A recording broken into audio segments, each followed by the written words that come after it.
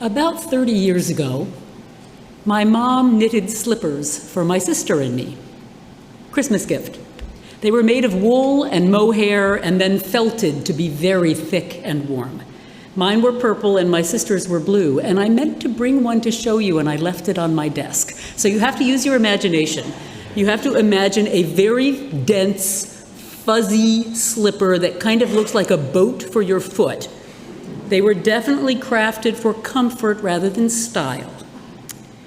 And what I was going to show you is how well worn they became, because I was going to put my fingers, 3 of them, right through the hole in the bottom that had worn away and show you. Both slippers now are threatening to continue to unravel with larger and larger holes, and I haven't worn them for years. I have them tucked in my cedar chest. But my sister's slippers are another story. They were the only things that kept her feet warm enough in bed in upstate New York. And she brought them to me knowing that I had some rudimentary experience in darning socks. So at first I darned the holes in the bottoms of her slippers, carefully weaving the yarn in and out to fill in the worn out spaces, using the closest match of blue that I had. But then a few years later, she brought them back to me. There were new holes, and the original darned patches were also beginning to wear out. So I darned them again more thoroughly, although there was less to attach the darns to than there had been before, and by the time I finished, there was probably more of my yarn on the soles of these slippers than of Mom's original yarn, but I got them wearable again. But a few years ago, we went through this one more time. And there wasn't enough left of the original sole to do any more darning. I was going to have to I would have had to recreate somehow the entire sole and attach it. So finally what I did was took some felted wool that I had made out of one of Mom's old sweaters. Mom had died by this time. And I used the felted wool to patch large holes in the bottom of both slippers, in the toe and the heel. And then I cut up an old suede jacket and sewed actual soles onto the patched and mended slippers. It was just like our story this morning. Each time I thought they were all worn out, I found enough materials still intact that I could find a new way to mend them, until finally all of my acts of mending made the slippers more durable than they had ever been in their original form. I like to think that Mom would approve of this process. She was a thrifty soul, a child of the Great Depression who grew up hearing the old New England mantra, use it up, wear it out, make it do or do without. I think she would be tickled to know that those slippers were still keeping my sister's feet cozy in those Ithaca winters. And writing about it has made me determined to eventually get around to doing the same thing to my own so I can go back to wearing them. I realized that the act of mending them, not just once but multiple times, and the act of figuring out how to make revisions to the process of mending them that would extend their life, wasn't just good for the slippers, and wasn't just good for my sister's feet. It was really good for me. I had the deep satisfaction of knowing that I had tended well to something of value. Not material value, at least by most people's standards, but emotional and personal value. I had cared for those slippers, and in caring for the slippers, I cared for my sister and for our memories of our dear Mom. As Elizabeth Berg wrote in her novel, there's an art to mending. If you're careful, the repair can actually add to the beauty of the thing because it is a testimony to its worth. The slippers now contain Mom's work, my work, and additional pieces of things that belonged to Mom. Worth upon worth upon worth. Now, I used the term throwaway culture in my sermon description and then decided to do some surfing around on the internet to see what people had to say about throwaway culture. And imagine my surprise to learn, if Wikipedia is to be trusted, that when the term throwaway living was first used in Life magazine in 1955, it was considered a very positive development.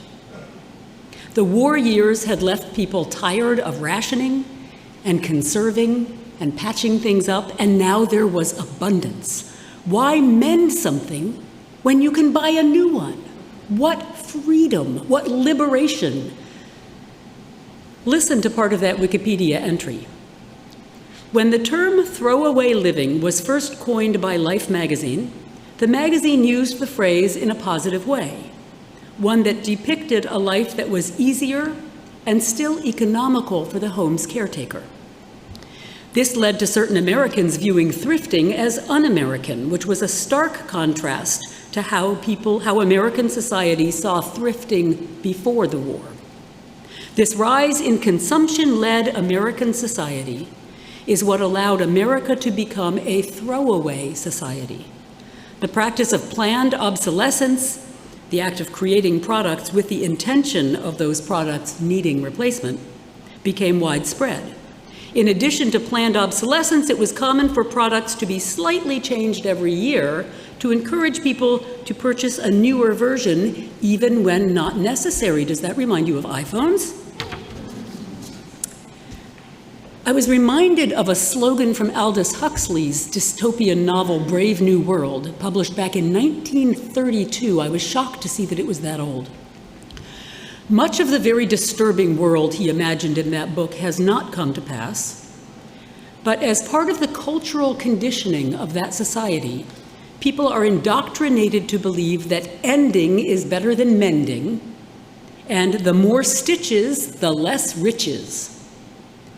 Both slogans are intended to encourage consumerism, so as to assure constantly increasing production, which in turn assures economic growth.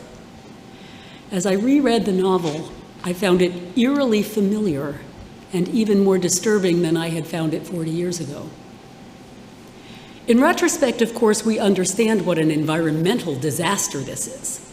We have filled up our landfills with broken or simply outdated appliances.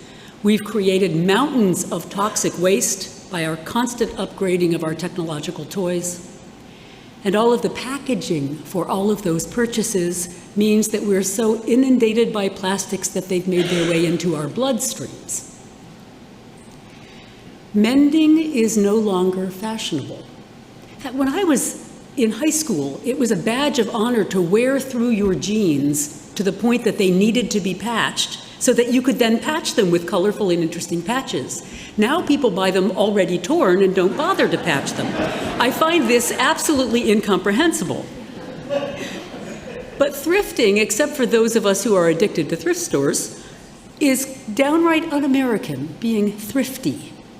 And even if we would prefer to keep our old appliances running, it's usually cheaper to replace them than to repair them, if you can find anyone who will even try to repair them.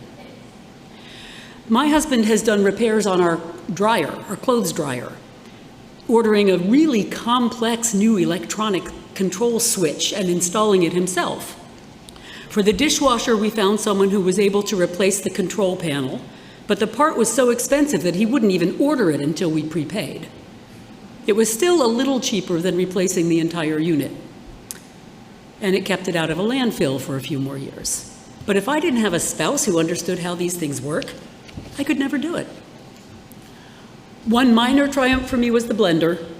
The casing that held the blades had cracked and was no longer safe, and I was able to find a replacement on eBay for about $8.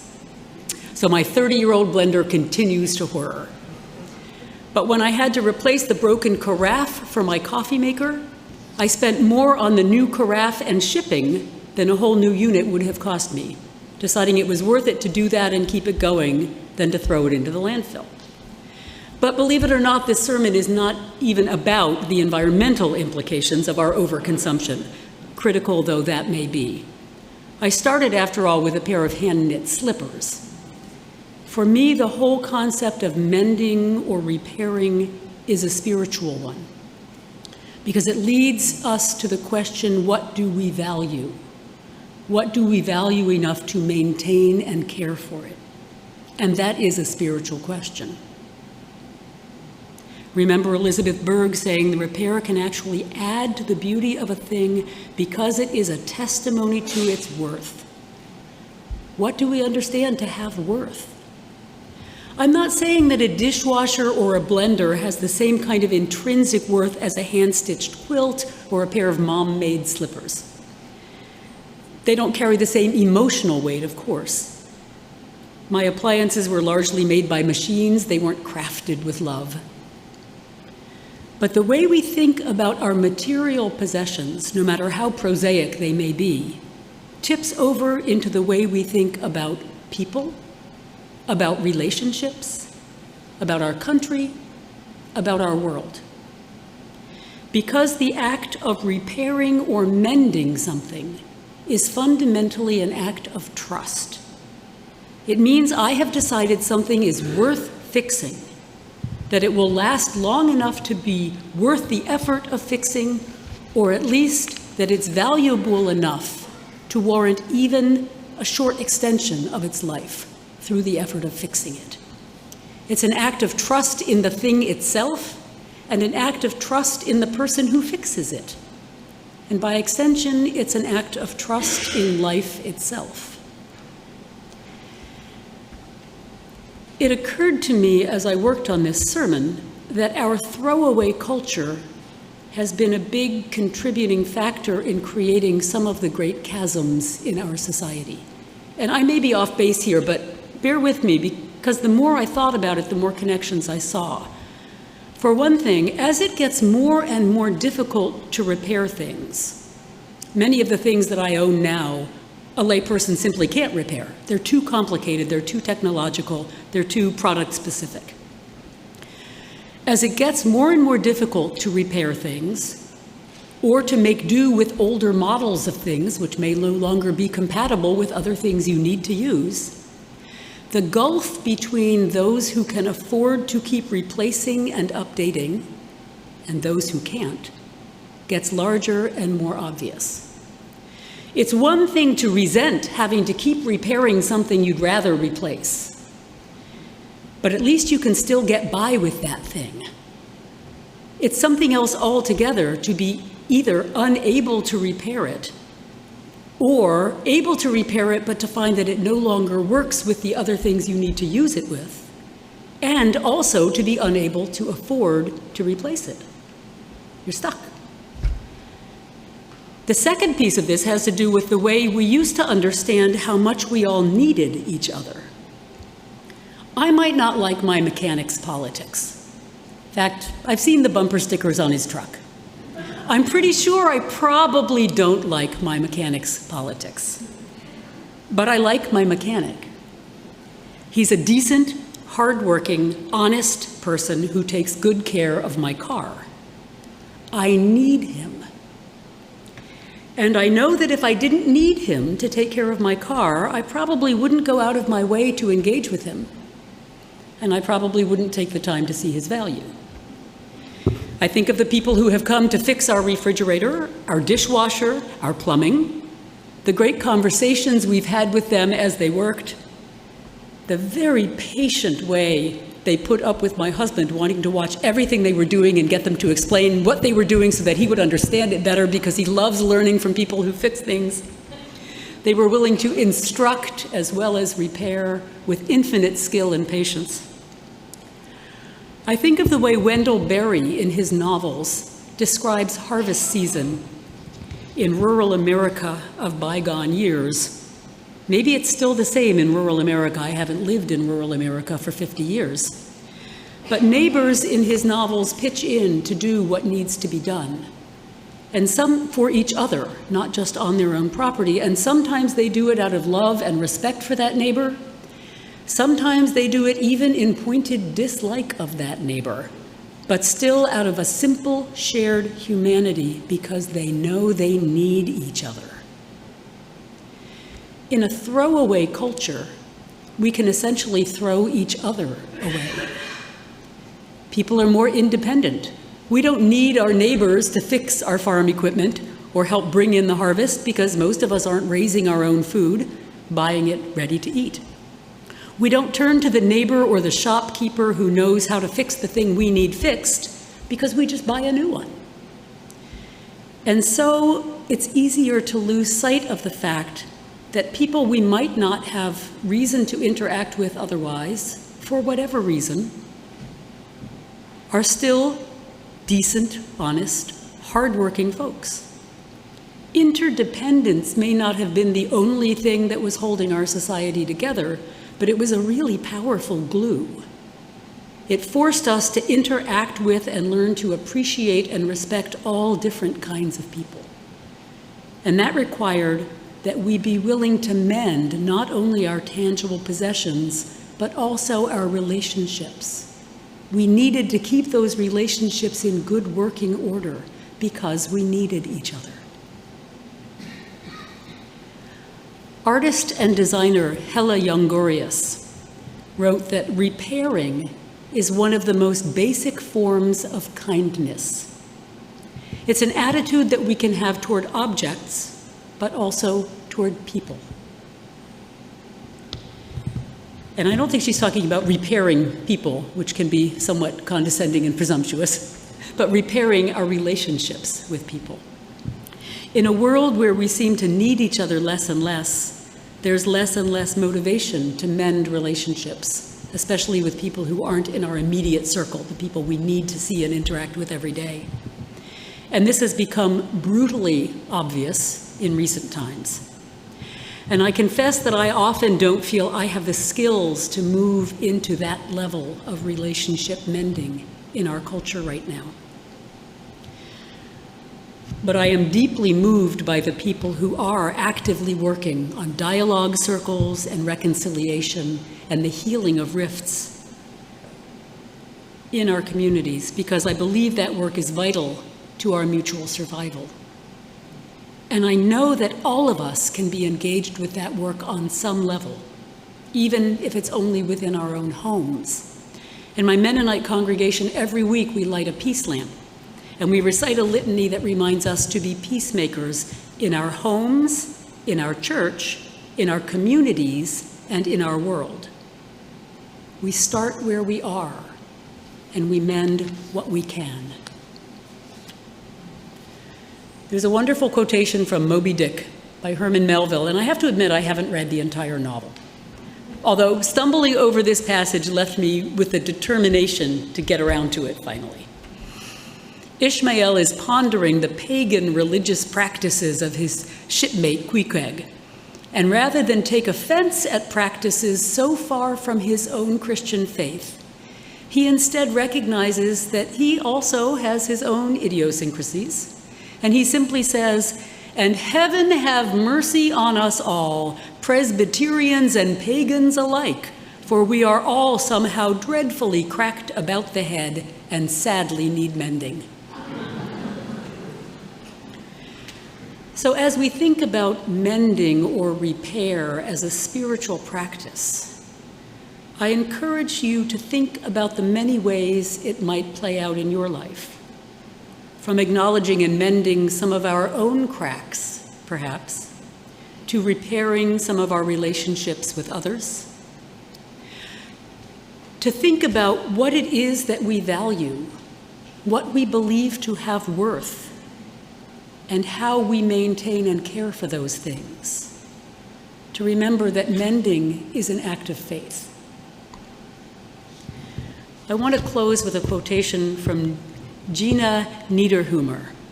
She's a fabric artist, and she has a lovely video on YouTube where she talks broadly about the power of creating art with fabric and needle and thread, but she also talks about the power of mending. She says, "A needle is a tool for reparation, for mending. If you think about it, mending is not just something that repairs cloth, but mending is also what we do inwardly. So that's what we do with our needles. With the up and down movement, the rhythmic movement is a very quietening work. You are in the present, you are in the moment. You sit and you stitch. You have a lot of time to think. There is a way, and in a way the needle's work has kind of become that path for me. Just trust in life and stitch, she says. It will be fine. I can't promise that everything will be fine, but I join her in believing that we need to trust in life and stitch, whether our stitches are literal or metaphorical, to mend what we can in ourselves and in the world around us, and that the very act of mending brings a healing of its own.